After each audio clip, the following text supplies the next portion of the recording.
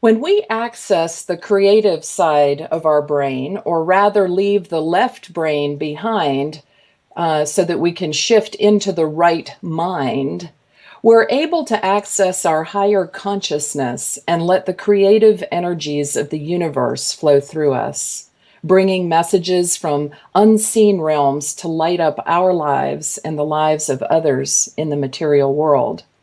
This is true not only for psychics and mediums, but for artists, musicians, dancers, and poets, anyone that allows their state of mind to shift into daydream and wisdom mode. Today's guest is a wonderful example of this. Her name is Nogah Lord, and she is an author, poet, healer, spiritual guide, designer, dancer, model, actress, artist, singer-songwriter, and much, much more. She was born in Israel and raised on a kibbutz and arrived in the US in 1956 to live with her father. Nogah was practicing meditation as early as the 70s, and she became a vegetarian around that time too.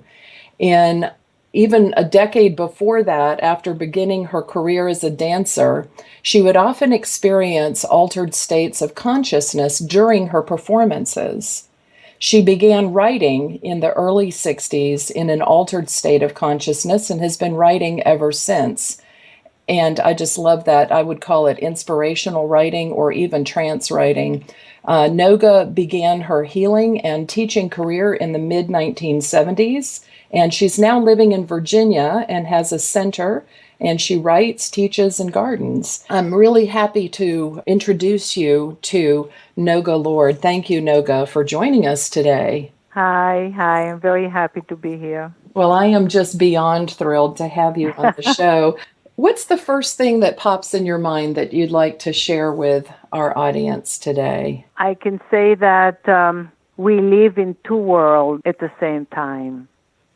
We live in the world where we use our eyes and ears to understand the world.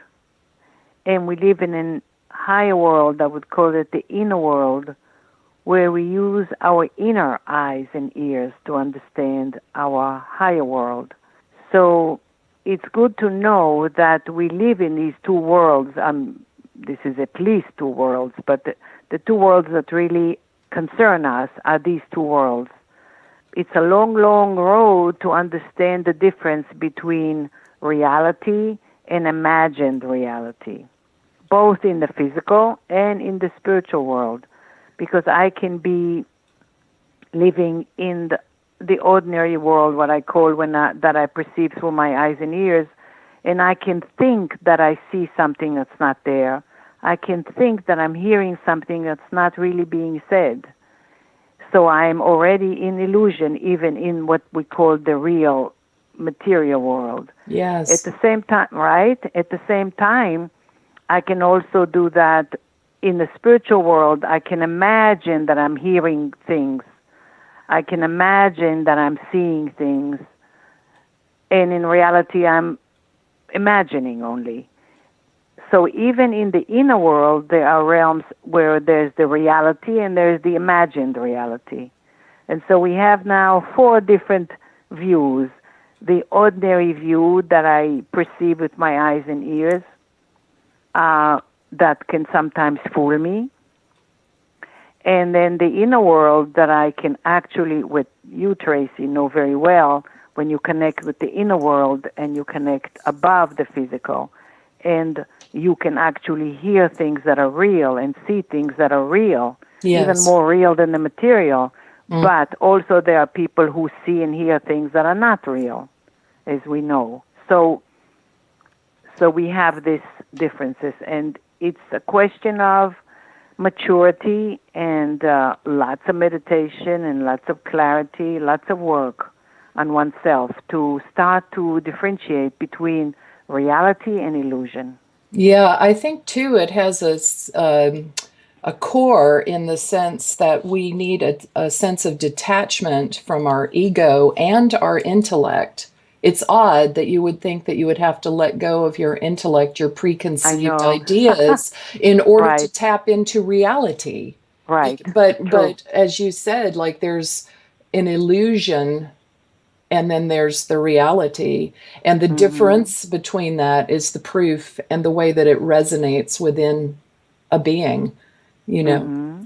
And Mm-hmm. often we do hold beliefs that keep us separate from the full connection with that higher reality. You said an interesting statement, which I agree, and I had a hard. You said it's strange that we have to let go of the intellect that we admire so much, and the regular way of thinking, even though I could be very intelligent, because it blocks my intuition really and my seeing things in a fresh new way. And I know this was my big problem for a long, long time. As a child, for example, I was told, it could be wrong, but I was told that I had no real talent and I had no, I wasn't pretty. I wasn't really every child or young teenager wants to be pretty. And I was told, she's not really pretty and no talent and no particular talent. But she's smart.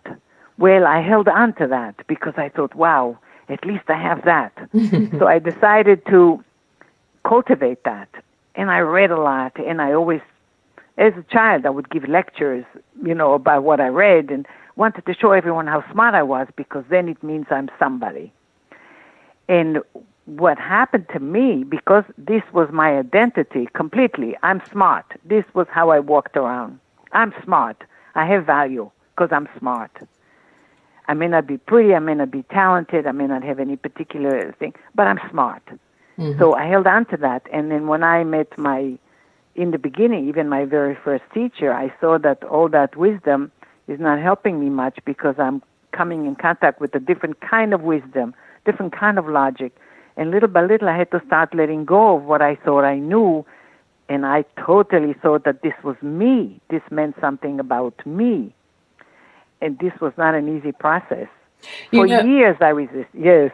I was just thinking, I wonder if that has to do with the fact that we're in a physical state and that a lot of our validation when we're young comes from external sources. We kind of develop our sense of self based on the views of the people that are around us in our family, in our neighborhood, in our schools. But, that definition of ourself is so limited, and being able to connect to that higher self that is limitless Limitless, is just limitless.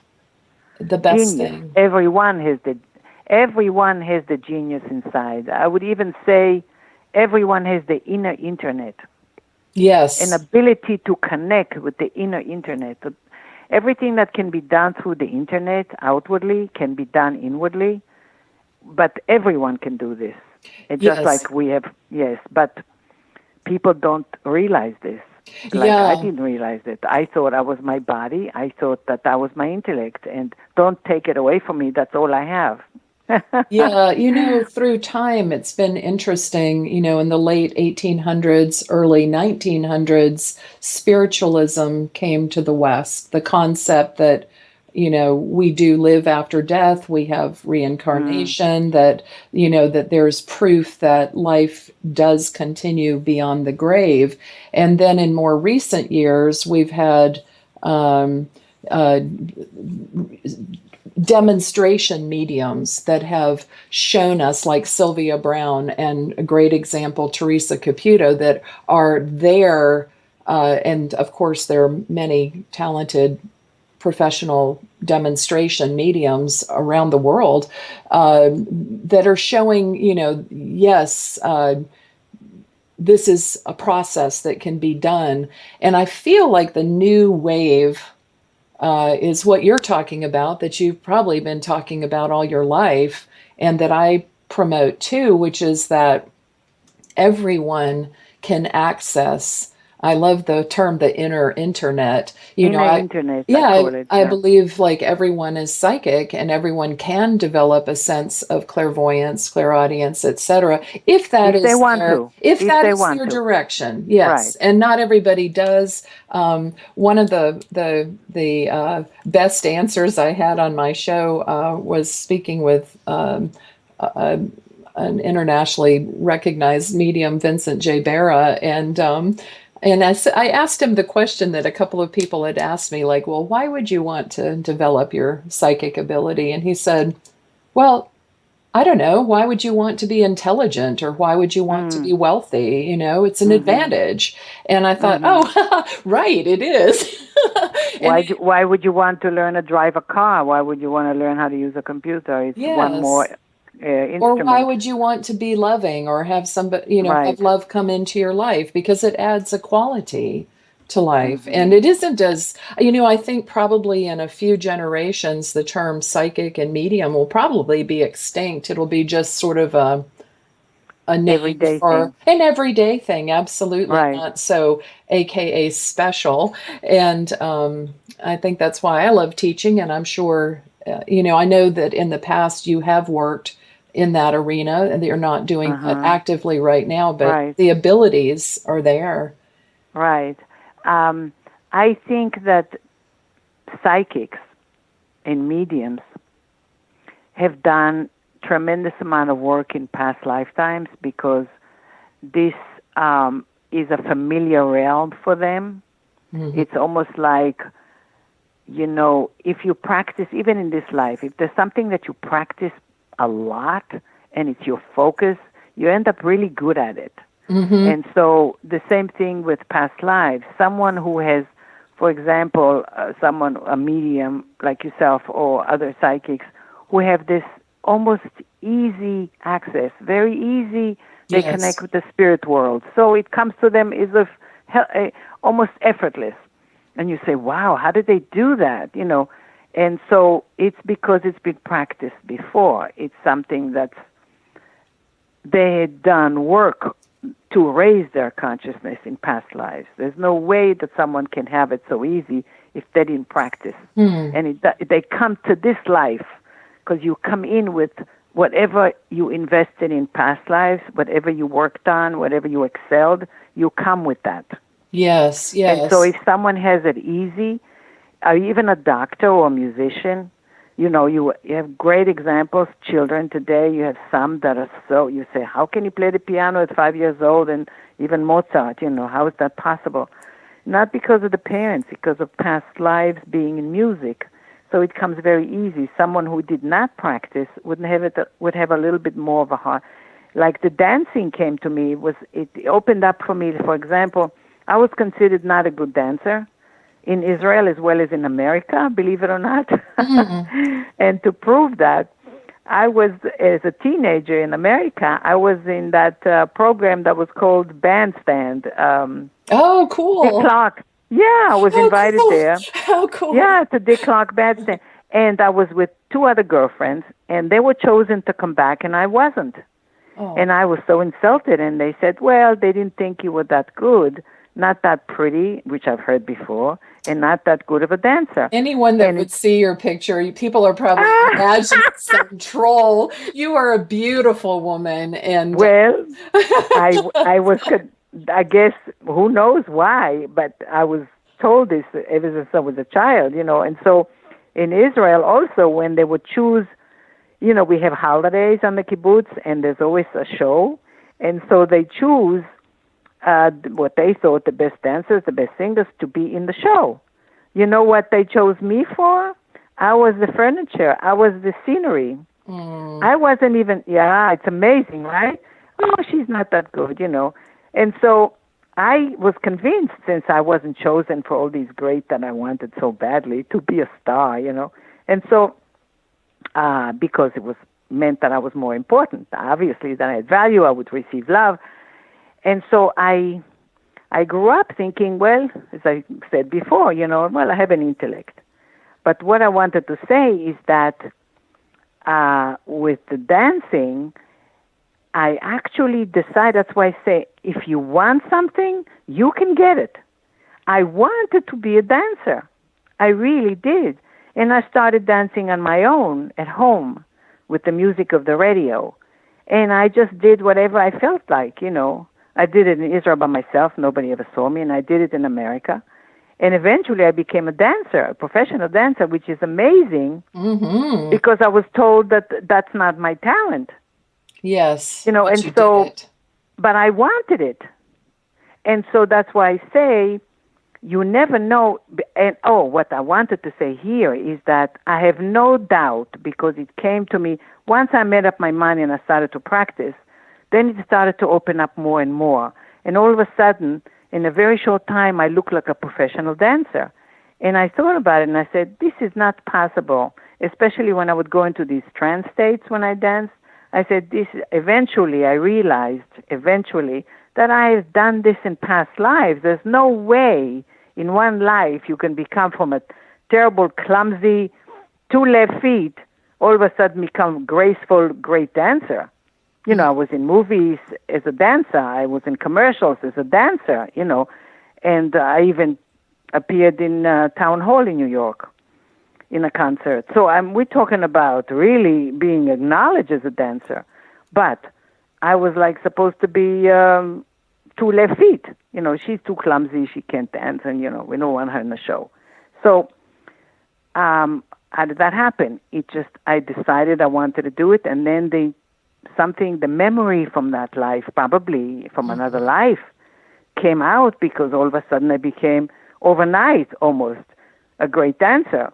You know, Yes, and so yes. that's why I say everyone, if I did it, everyone can do it. Yes, and I think that's an excellent example too, because energy follows focus. Our energy follows our focus. So our abilities, our healing, our health, our whatever it is that we're focused on, those things follow our focus. And you know, Exactly. it's What you want, you can achieve. What you can, yes.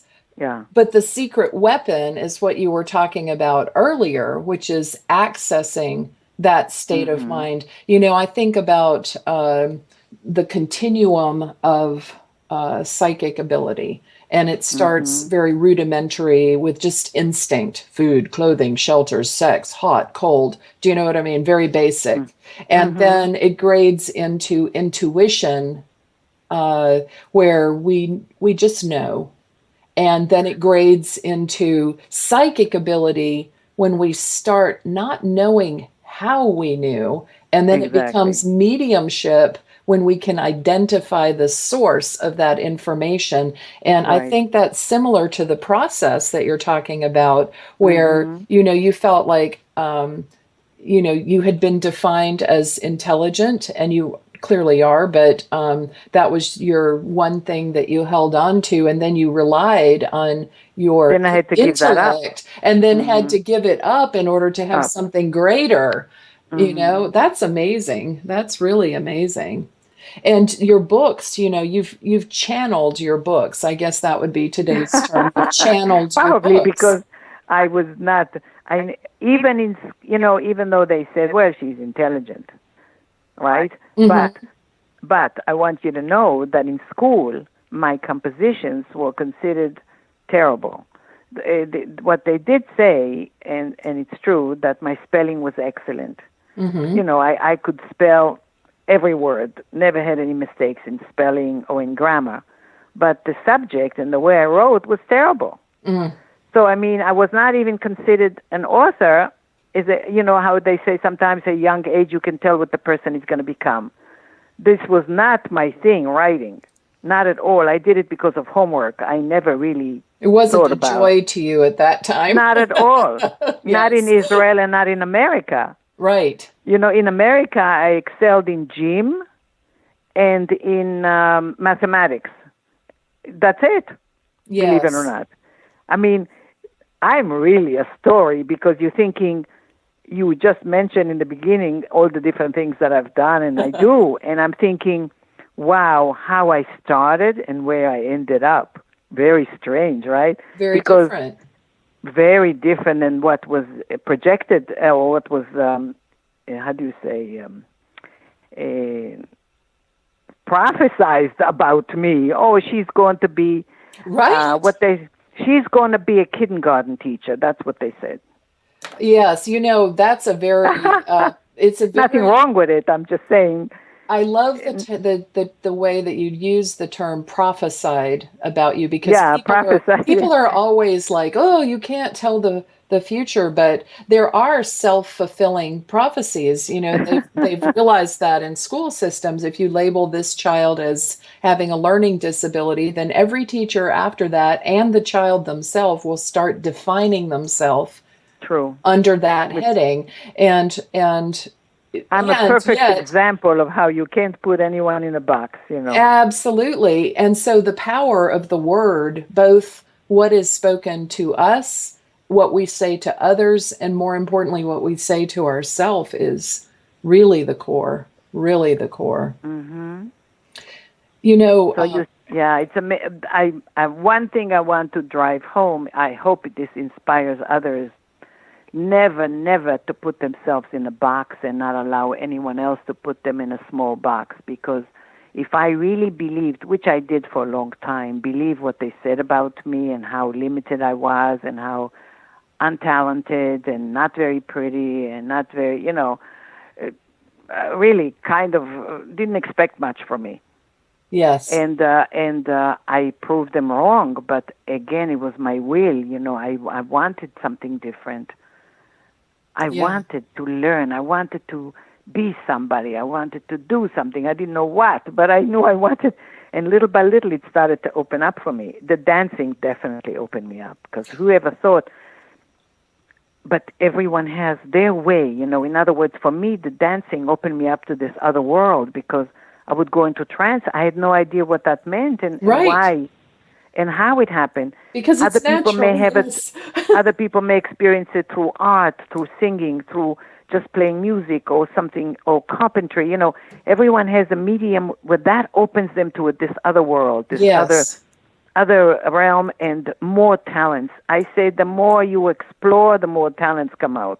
Yes, and we've all lived before. I think, Right. those of us that are here are pretty brave to come into this world, actually, because it's not Absolutely. easy. But I think, No. too, we maybe crave a challenge, because if you think of the lack of resistance that's in an out of body state, where you don't have the impedance of a physical body, pressures Mhm. of the dimension where everything you touch is physical, when you Mhm. have that liberty, then you don't Mhm. really have a lot of resistance in your life. And that's something that we might crave on occasion down here, maybe more than on Mhm. occasion. However, in reality, after a while, being eternal beings, being minds that cross over millennia, I'm sure that we get tired of ease and wish for, struggle a little bit, to battle, and some of us feel like, hey, I can do it with my hand tied behind my back,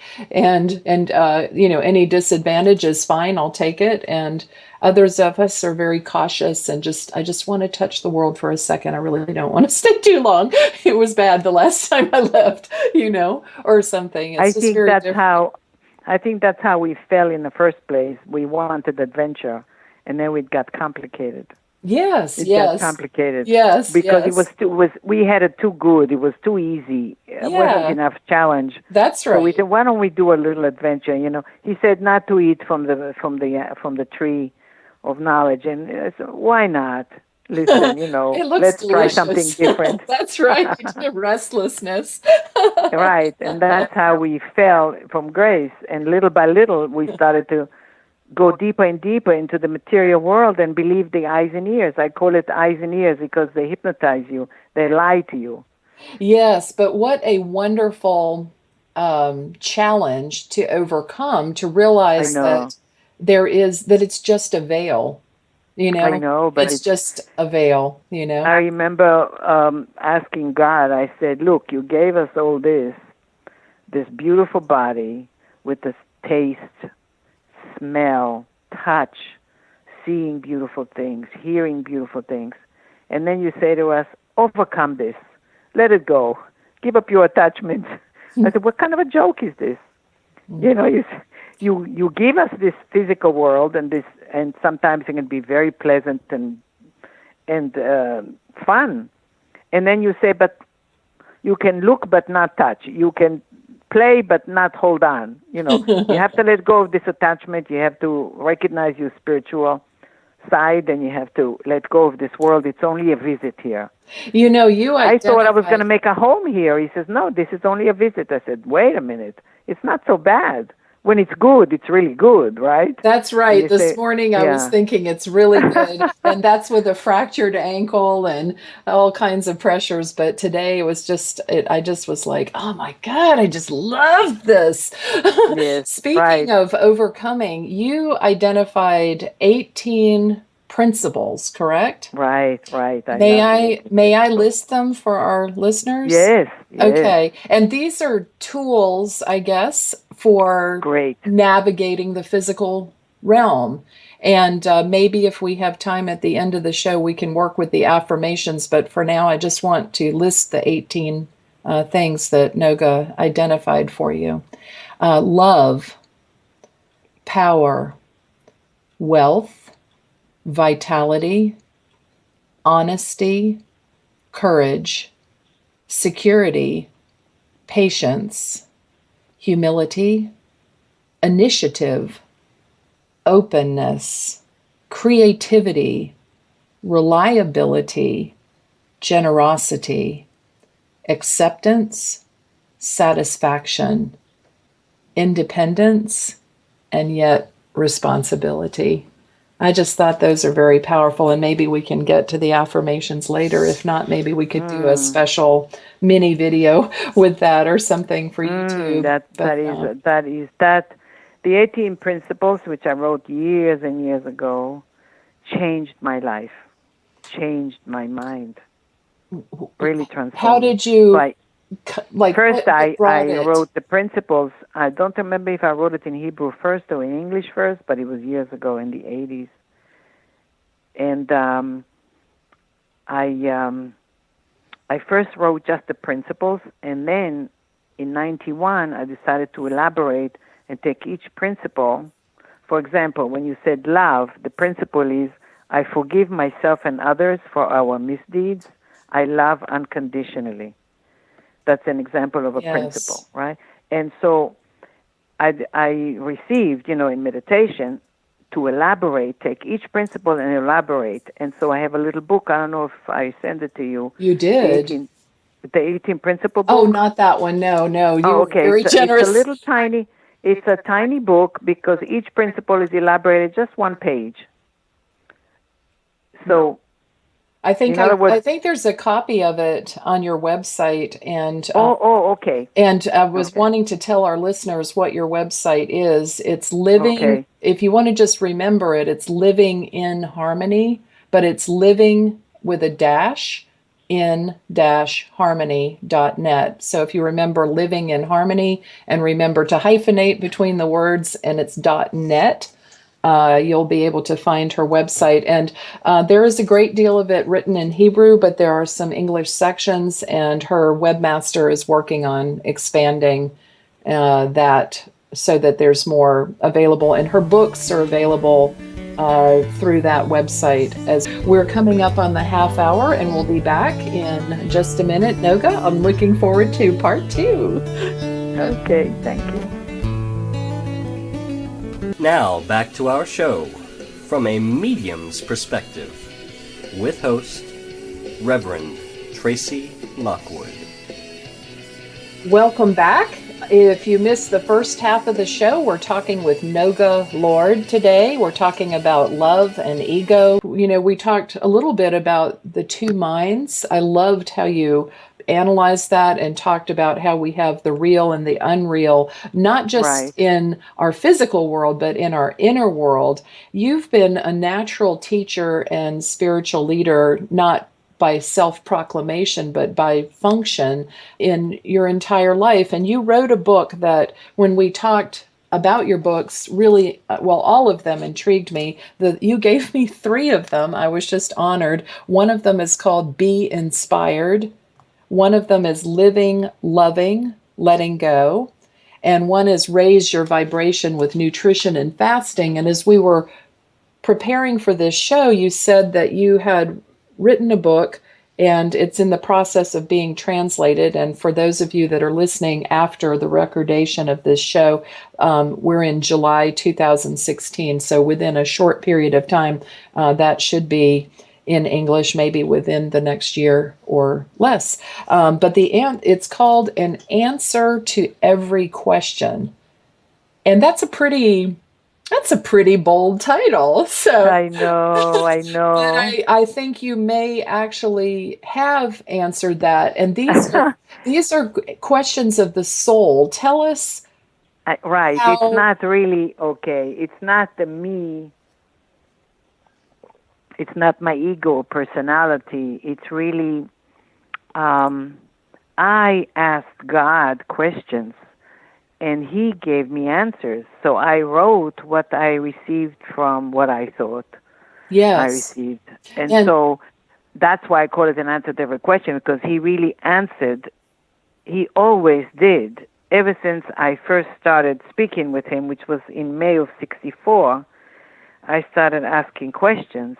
I actually asked questions when I was very, very young, but in those days, I don't remember if I received any and what I received. But in '64, when I had this incredible experience out of body, my first out of body experience that I was conscious of, that I could see my body from outside. And this was a very powerful experience. And ever since then, I had lots of questions to ask God, and He answered. And that's what the book.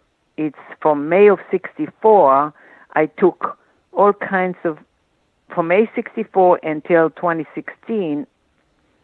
I have different, from my notebooks.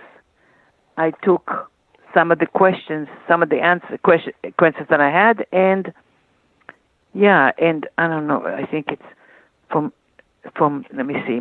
Yeah, '64 to 2015. That's when I wow, that's wrote.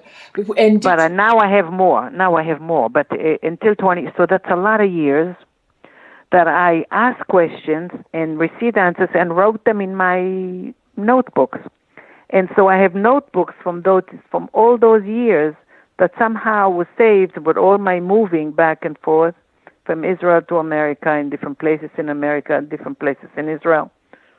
Somehow they were saved, and when I decided to, one of my students said, why don't we put some of those articles in a book? And I said, okay. So I gave excerpts from '64 until 2015, and that's what's in the book. So the only name that I could give it is An Answer to Every Question. yes, Because I received an answer to every one of my questions from God. You know, I didn't know the answers. I asked. right, And that's what I right. received. Right. And also, So I was like, in a way, you could say I'm a medium or I'm a you are psychic, a because, medium. Yes, you yeah, are. because I asked and I heard and I knew it was the truth, because it proved itself with the years that Yes. whatever answers I received really, really stood the time, really gave me, look what I've become. I mean, I haven't even finished becoming yet, but I was an ugly duckling. You know, I was really, look, one leg shorter than the other. For sure they said I wouldn't be able to dance.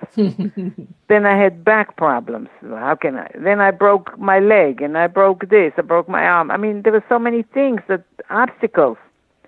But something in me knew, I don't know how and why, that I could be anything I want to be. And I love to hear stories about people who have accomplished. I always read stories to inspire me. I said, look, if they did it, why can't I? If they did it, why can't I? And now I'm happy to be, I would love to be an inspiration to others. Oh, you Anyone at all, that to know that anything is possible. With God, everything is possible. It's really true. All you have to do is want it.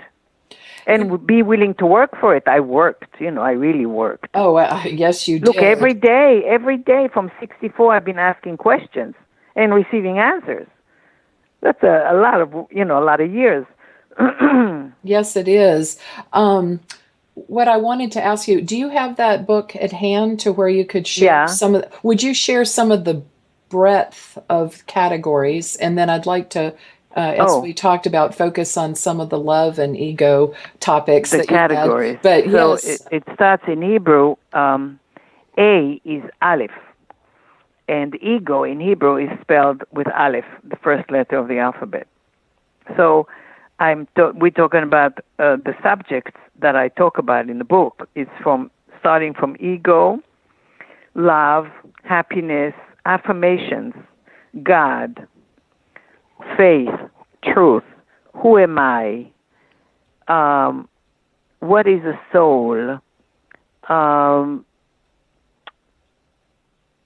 the school of life, health, physical health, mental health, emotional health, forgiveness blessing, which I love. The forgiveness blessing I love. I mean, there are some things that I really love. You want to hear the forgiveness blessing? I would. I'd love it's to so hear it. Powerful. It's so powerful. Why I say this? Because every time I use it, it works immediately. And not only me, but other people who I gave it to, it just works. So I'm going to read it. Thank you. Thank you. This is, I wrote it in several versions. This is one of them. I forgive you. I can accept your position. I want to understand you. Even though I do not approve of your behavior at times, I'm not against you. I'm for you. I care about you. I see the good in you. I have learned from you. I've grown thanks to you. I regret if I ever hurt you. Please forgive me. I wish you peace. I feel optimistic because I believe that someday you will feel my love for you. This is the first version that I wrote. Wow. And this is something I did on my own. In other words, it's not something you tell someone. You actually say it out loud as if the person is there. He doesn't even have to know about it. Yes. And everyone I gave this to, told me when they used it, just read it, thinking about the person, they got results. They heard from the person, and the whole attitude, the whole relationship changed. Yes, I can see why it would. I want to ask you, would you tell us something about, I don't know whether to start with ego or love. Well, love. Let's start with love. Let's start with love. Tell us just some of your it's connected. thoughts. You're not. It's no accident that you said you don't want to. It's ego, love. I can tell you that. Okay, this is in Hebrew. I'm translating it. No worries. As I read it. It's beautiful. So that love can take more space in me, the ego must be reduced.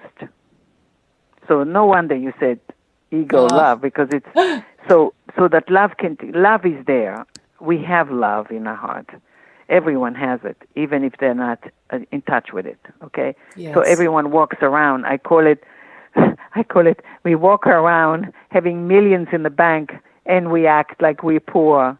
We're not in touch with. We forgot that we have it. Mm-hmm. It's like having money in the bank, a lot of money, and you don't even remember that you have it there. And that's what happens with love. It's there. Yeah. But when you're not in touch with it, you act as if it's not there. We feel love deficient.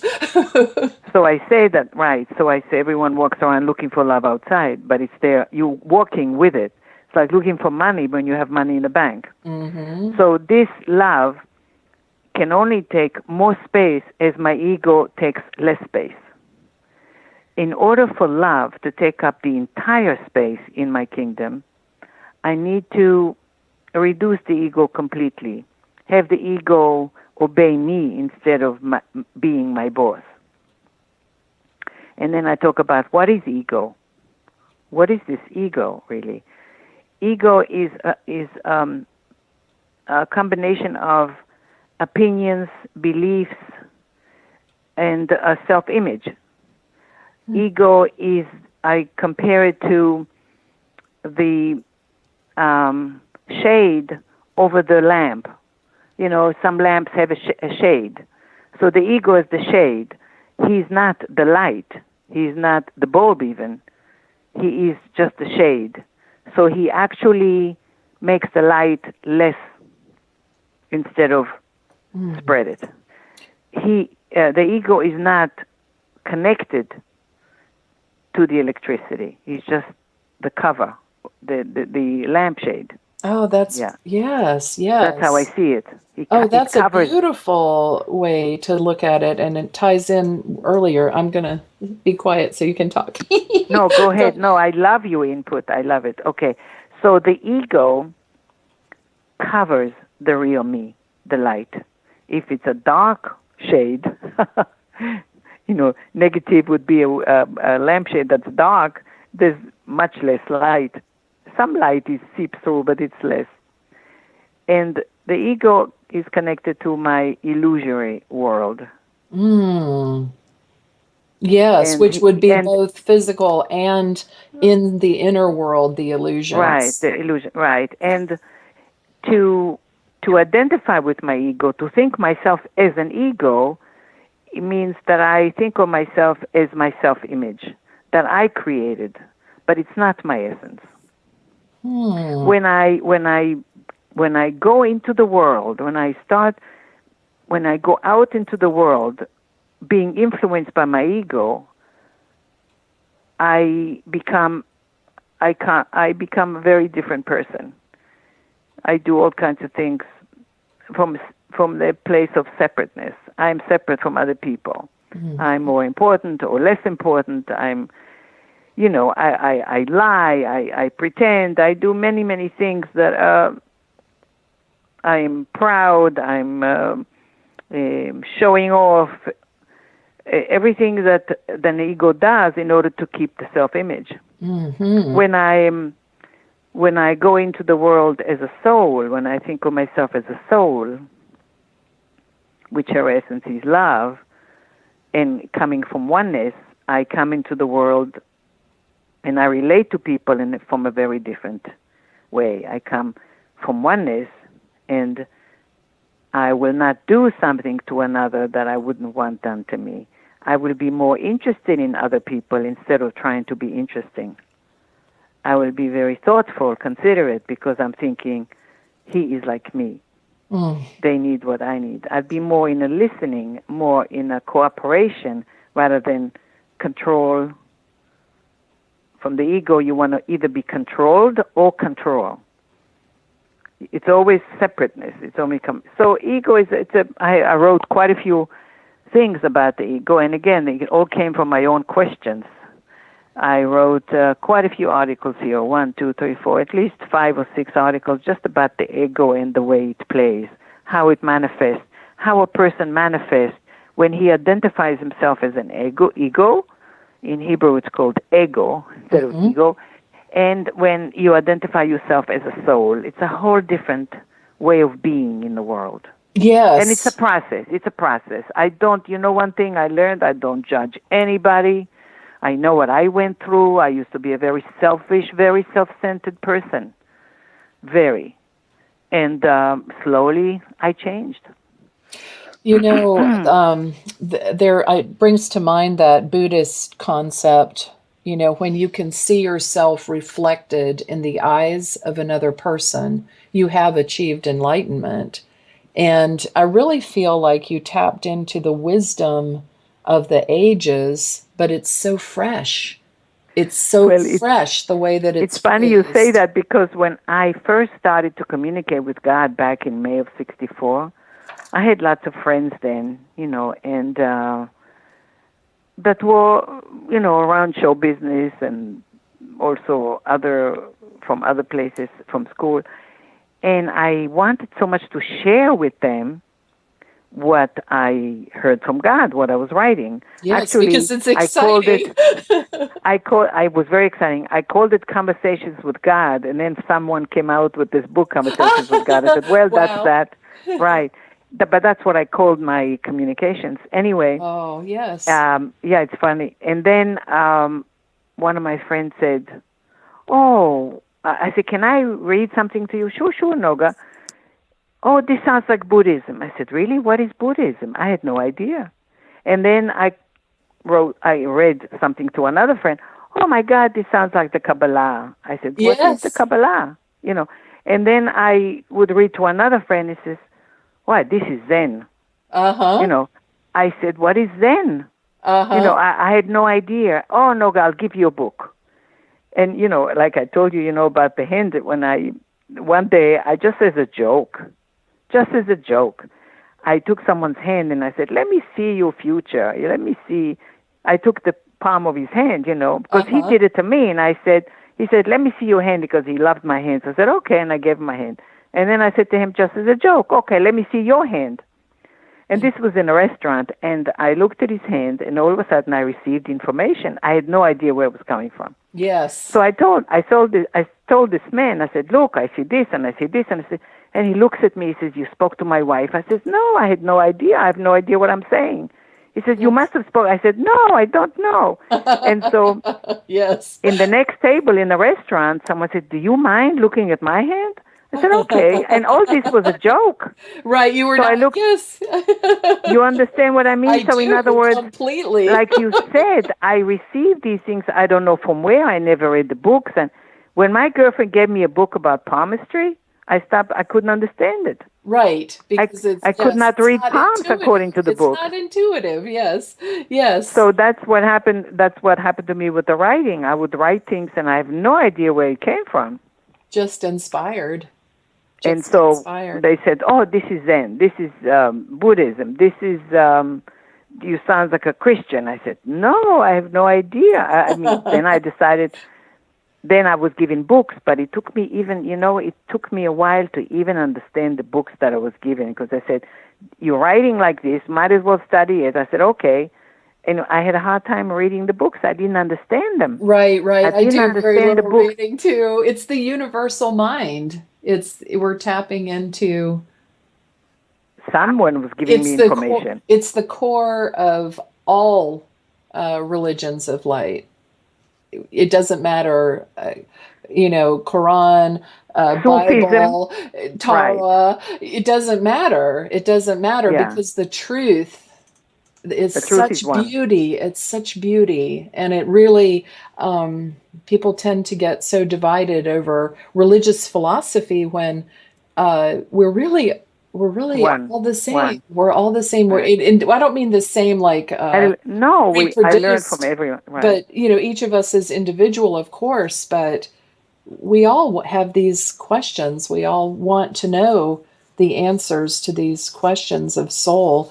Well, Nogah, we're coming up very close on the end of I our see hour. that. And I just wanted to remind our listeners that if they're interested, to keep an eye out on Living in Harmony, that's living in harmony, livinginharmony.net with hyphens between the words, to find your website.